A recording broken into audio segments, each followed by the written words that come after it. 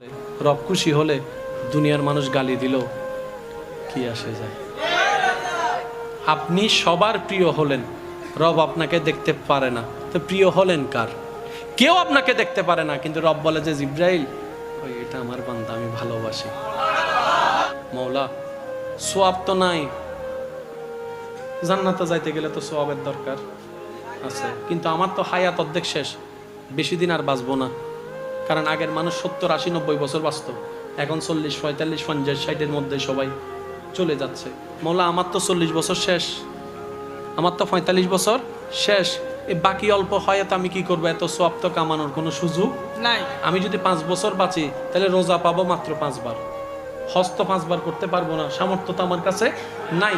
ও মওলা কত কাজের কারণে তো নামাজ ছুটে যাচ্ছে, ইচ্ছাই অনিচ্ছাই। মওলা আমি এতগুলো সোয়াব কিভাবে কামাবো? রব বলে যে মালিক আমি আসি তো। সুবহানাল্লাহ। আর তুই তো অন্য নবীর উম্মত না, তুই তো আমার নবী রাহমাতুল লিল আলামিনের উম্মত, তোদের জন্য আমি স্পেশাল সুযোগ রাখছি।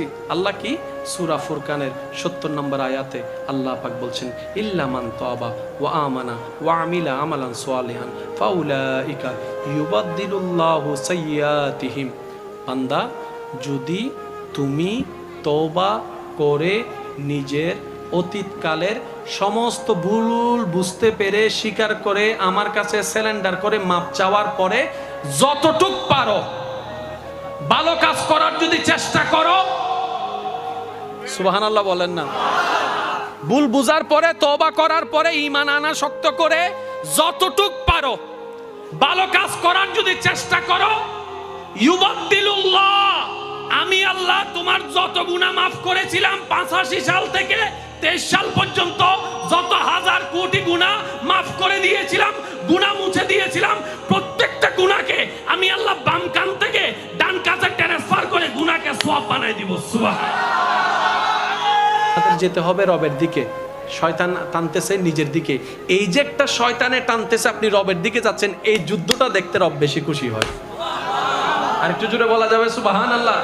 আপনি জানেন, আপনার যখন আজানের সময় হয়, আপনি প্রায় সময় খেয়াল করলে দেখবেন এমনি ঘুম আসে না, 1টা, 1:30, 2টা বাজে ঘুম আসে না, যখনই আজানের টাইম হয়, যখন আজানের সময় হয়,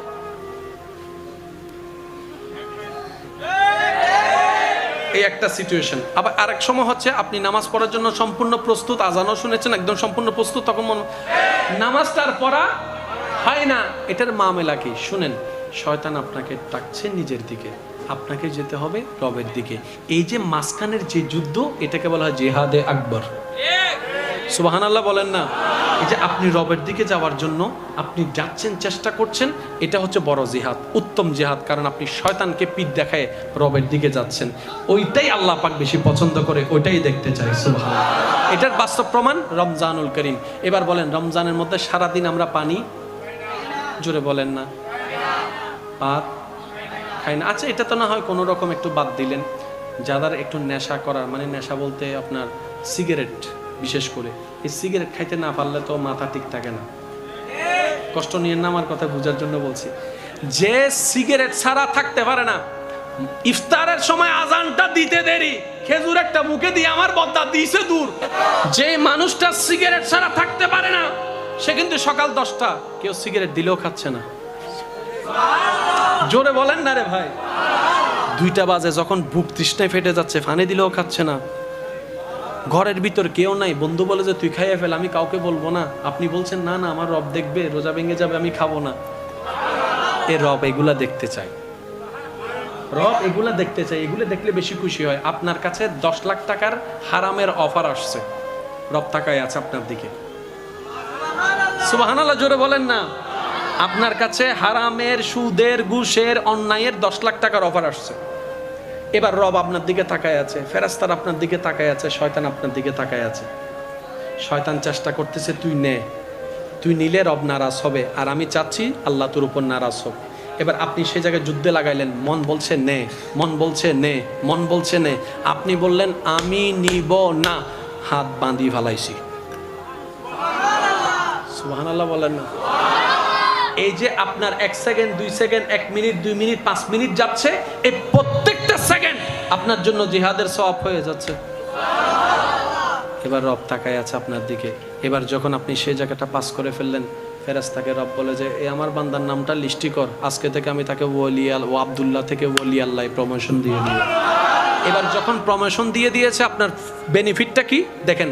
শয়তান আপনার দেহের ভিতরে যে জায়গায় প্রভাব বিস্তার করেছে, প্রত্যেকটা জায়গায় আল্লাহ স্পেশাল ফেরেশতা দিয়ে জায়গা দখল করে নেবে। এবার বুঝতে পেরেছেন আমরা বাটফারি করলেও ওলি আল্লাহ কেন করে না? কারণ করার মতো ইচ্ছাটাই ওনাদের থাকে না। সুবহানাল্লাহ বলেন না। আমি কেমনে বুঝাই? মেয়েদের প্রতি পুরুষের আকর্ষণ, মাআজাল্লাহ, আল্লাহ মাফ করুক, বুঝার জন্য বলছি। পৃথিবীর শ্রেষ্ঠ একটা সুন্দরী মেয়ে একটা রুমে বন্দি করে রাখেন। ওই বন্দি রুমের মধ্যে সাজায়ে গুছিয়ে মেয়েটাকে রাখেন, ইউসুফ নবীকে বেঁধে দেন, দর্শন হবে? আমি শুনি নাই। র‍্যাপ হবে? দর্শন হবে? দর্শন হওয়া তো দূরের কথা, ইউসুফ নবী তাকাবেও না। আমি হলে তাকাতাম, আপনি হলে তাকাতেন, আমরা হলে তাকাতাম। এবার ইউসুফ নবীকে প্রশ্ন করেন, আপনিও তো পুরুষ মানুষ, তাকালেন না কেন? ইউসুফ নবী বলবে, তাকানোর যে মন, ওই মনটা তো রবের আগে আগে কোরবানি করে দিয়েছি রবের নামে। সুবহানাল্লাহ, আল্লাহু আকবার।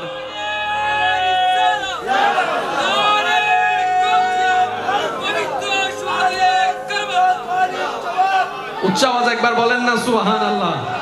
যতক্ষণ পর্যন্ত আমাদের দেহের রাজ্যে রবের নামে আমরা লিখে দিতে পারবো না, ততক্ষণ পর্যন্ত আমাদেরকে চেষ্টা করে যেতে হবে। আমি জানি আপনারা অনেকে বিরক্ত হয়ে গেছেন, অনেকে হয়তো মনে মনে বলবেন, হুজুর কারবালার স্মরণে মাহফিল, আপনি এগুলো কি ধরনের আলোচনা করছেন? আমি শ্রদ্ধার সাথে একটা কথা বলি, এটা আমার ব্যক্তিগত অভিমত, নিতেও পারেন নাও নিতে পারেন। আমাদের 10টা মাহফিল হলে আমার মনে হয় কিছুটা ভিন্নতা আনা দরকার আছে। আমার যুবক ভাইরা কি বলেন? আমি ভিন্নতা আনছি, আমি কথাটা বলছি না, আমি আমার মতো, আপনি আপনার মতো, কারোর সাথে কখনো কেউ মিলে না, যার যার রং। কিন্তু এতটুকু আমি সবসময় মাইকের সামনে আমার আব্বা হুজুরের একটা কথা মানার চেষ্টা করি।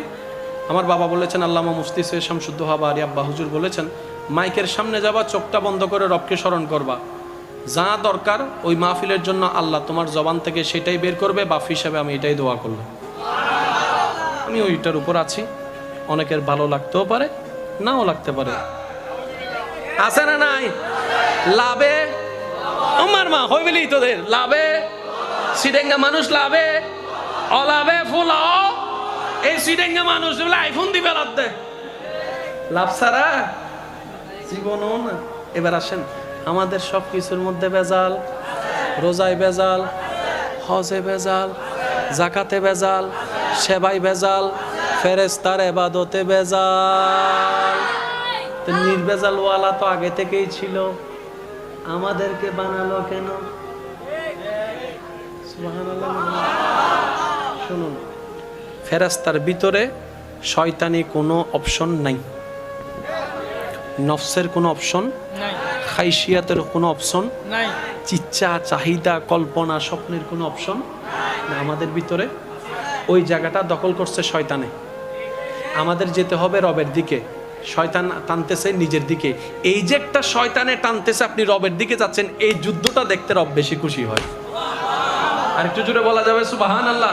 আপনি জানেন, আপনার যখন আজানের সময় হয়, আপনি প্রায় সময় খেয়াল করলে দেখবেন এমনি ঘুম আসে না, 1টা 1:30 2টা বাজে ঘুম আসে না, যখনই আজানের টাইম হয়। আপনাদের হয় না? মনে হয় না? একটু আওয়াজ দেন না কেন? যেভাবে চুপ করে আছেন মনে হয় যেন আমি মঙ্গল গ্রহে ওয়াইজ করতেছি, সবাই এখানে এলিয়েন বসে আছে। একটা আওয়াজ দিতে হবে তো। যখন আজানের সময় হয়,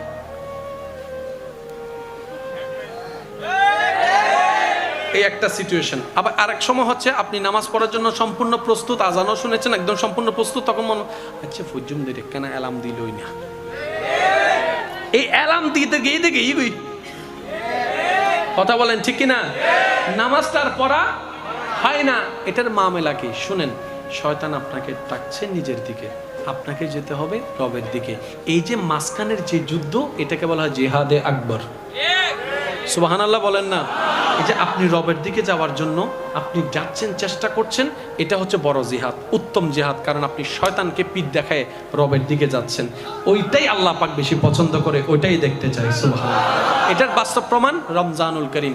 এবার বলেন, রমজানের মধ্যে সারাদিন আমরা পানি জোরে বলেন না, ভাত খাই না। আচ্ছা, এটা তো না হয় কোনো রকম একটু বাদ দিলেন, যাদের একটু নেশা করার, মানে নেশা বলতে আপনার সিগারেট, বিশেষ করে এই সিগারেট খাইতে না পারলে তো মাথা ঠিক থাকে না। কষ্ট নিয়ে না, আমার কথা বোঝার জন্য বলছি। যে সিগারেট ছাড়া থাকতে পারে না, ইফতারের সময় আজানটা দিতে দেরি, খেজুর একটা মুখে দিয়ে আমার বদ্দা দিছে দূর, হাতে বদ্দা হন্ড জ্বর, ইফতার তুই গর হাই আইস অনারা লাগাত নাই ফান লারির লোক তো মাথন না বাজে, হাতে বদ্দা হন্ড জ হাতে দিয়ে হাতে তুই দিয়ে আই আই এগুতে বাথরুম ভিতরে টানের হতম বাধা দ শান্তি ওই বলেন না ভাই, বাস্তব না অবাস্তব? যে মানুষটা সিগারেট ছাড়া থাকতে পারে না, সে কিন্তু সকাল 10টা কেউ সিগারেট দিলেও খাচ্ছে না। জোরে বলেন না রে ভাই। 2টা বাজে যখন বুক তৃষ্ণায় ফেটে যাচ্ছে, ফানি দিলেও খাচ্ছে না। ঘরের ভিতর কেউ নাই, বন্ধু বলে যে তুই খাইয়ে ফেল, আমি কাউকে বলবো না। আপনি বলছেন না না আমার রব দেখবে, রোজা ভেঙে যাবে, আমি খাবো না। এ রব এগুলা দেখতে চাই, রব এগুলা দেখতে চাই, এগুলো দেখলে বেশি খুশি হয়। আপনার কাছে 10 লাখ টাকার হারামের অফার আসছে, রব তাকায় আছে আপনার দিকে। সুবহানাল্লাহ, জোরে বলেন না। আপনার কাছে হারামের, সুদের, ঘুষের, অন্যায়ের 10 লাখ টাকার অফার আসছে। এবার রব আপনার দিকে তাকায় আছে, ফেরেশতারা আপনার দিকে তাকায় আছে, শয়তান আপনার দিকে তাকায় আছে। শয়তান চেষ্টা করতেছে তুই নে, তুই নিলে রব নারাজ হবে, আর আমি চাচ্ছি আল্লাহ তোর উপর নারাজ হোক। এবার আপনি সে জায়গায় যুদ্ধে লাগাইলেন, মন বলছে নে, মন বলছে নে, মন বলছে নে, আপনি বললেন আমি নিব না, হাত বাঁধি ফেলাইছি। সুবহানাল্লাহ বলেন না। এই যে আপনার 1 second, 2 second, 1 minute, 2 minute, 5 minute যাচ্ছে, এই প্রত্যেকটা সেকেন্ড আপনার জন্য জিহাদের সওয়াব হয়ে যাচ্ছে। এবার রব তাকায় আছে আপনার দিকে। এবার যখন আপনি সেই জায়গাটা পাস করে ফেললেন, ফেরেশতাকে রব বলে যে এই আমার বান্দার নামটা লিস্টি কর, আজকে থেকে আমি তাকে ওলি ও আব্দুল্লাহ থেকে ওলি আল্লাহ প্রমোশন দিয়ে দিই। এবার যখন প্রমোশন দিয়ে দিয়েছে, আপনার বেনিফিটটা কি দেখেন। শয়তান আপনার দেহের ভিতরে যে জায়গায় প্রভাব বিস্তার করেছে, প্রত্যেকটা জায়গায় আল্লাহ স্পেশাল ফেরেশতা দিয়ে জায়গা দখল করে নেবে। এবার বুঝতে পেরেছেন আমরা বাটফারি করলেও ওলি আল্লাহ কেন করে না? কারণ করার মতো ইচ্ছাটাই ওনাদের থাকে না। সুবহানাল্লাহ বলেন না। আমি কেমনে বুঝাই? মেয়েদের প্রতি পুরুষের আকর্ষণ, মাআজাল্লাহ, আল্লাহ মাফ করুক, বুঝার জন্য বলছি। পৃথিবীর শ্রেষ্ঠ একটা সুন্দরী মেয়ে একটা রুমে বন্দি করে রাখেন, ওই বন্দি রুমের মধ্যে সাজায়ে গুছিয়ে মেয়েটাকে রাখেন, ইউসুফ নবীকে বেঁধে দেন, দর্শন হবে? আমি শুনি নাই। র‍্যাপ হবে? দর্শন হবে? দর্শন হওয়া তো দূরের কথা, ইউসুফ নবী তাকাবেও না। আমি হলে তাকাতাম, আপনি হলে তাকাতেন, আমরা হলে তাকাতাম। এবার ইউসুফ নবীকে প্রশ্ন করেন, আপনিও তো পুরুষ মানুষ, তাকালেন না কেন? ইউসুফ নবী বলবে তাকানোর যে মন, ওই মনটা তো রবের আগে আগে কোরবানি করে দিয়েছি রবের নামে। সুবহানাল্লাহ, আল্লাহু আকবার।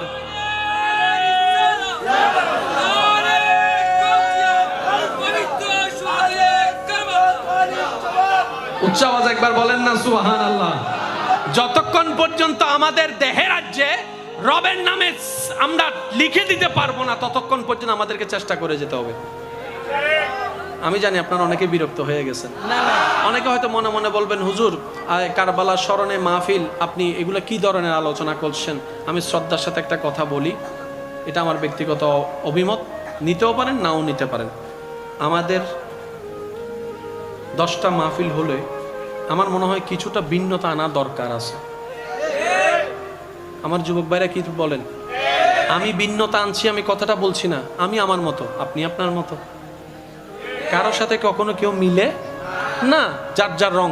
কিন্তু এতটুকু আমি সবসময় মাইকের সামনে আমার আব্বা হুজুরের একটা কথা মানার চেষ্টা করি। আমার বাবা বলেছেন, আল্লামা মুফতি সৈয়দ শামসুদ্দোহা বারী আব্বা হুজুর বলেছেন, মাইকের সামনে যাবা, চোখটা বন্ধ করে রবকে স্মরণ করবা, যা দরকার ওই মাহফিলের জন্য আল্লাহ তোমার জবান থেকে সেটাই বের করবে, বাফ হিসাবে আমি এটাই দোয়া করলাম। আমি ওইটার উপর আছি। অনেকের ভালো লাগতেও পারে, নাও লাগতে পারে। রব খুশি হলে দুনিয়ার মানুষ গালি দিল কি আসে যায়। আপনি সবার প্রিয় হলেন, রব আপনাকে দেখতে পারে না, তো প্রিয় হলেন কার? কেউ আপনাকে দেখতে পারে না, কিন্তু রব বলে যে জিব্রাইল, ওই এটা আমার বান্দা, আমি ভালোবাসি। সব কিছুর মূলে কে? ভাইয়া আরেকটু আওয়াজ দিয়ে বলেন, সব কিছুর মূলে কে? এবার আসেন, ইউসুফ নবীর দ্বারা দর্শন হবে না,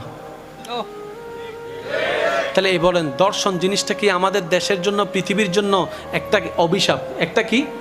তো এই অভিশাপটা বন্ধ করার জন্য কি করা দরকার? জেল হবে না, ফাঁসি দিলেও হবে না। আমি বলছি কথাটা, আপনি যতই আইন করেন, যতই যা করেন, কিচ্ছু হবে না। সেজন্য জেলখানা যদিও শাস্তির জায়গা, ইদানিং কালে দেখা যাচ্ছে জেল থেকে বাইরে হইয়াইতে আরো বেশি গুন্ড হয়েছে। ইদা হ দেখবা যাতে জেল হাড়ি ফেলায় কলঙ্ক যাতে লাগি গিয়ে আর ভালো হইলে আপ কি মার, বুঝতে পারি না মনে কথাটা। নাম যাত্রা একবার বদনাম হয়ে গেই, এখন হাজার ভালো করে চললো, কেউ আমাকে আর ভোট দিবে না, আমি ভালো বলবে না, তো আর ভালো হইলে আপ কি, যতদিন আছে মারে ভিসি ভিসি হাই বেলা। আমি আইনের বিপক্ষে নয়, কিন্তু পদ্ধতির বিপক্ষে। আপনি নিজে দেখেন, দিন দিন অপরাধ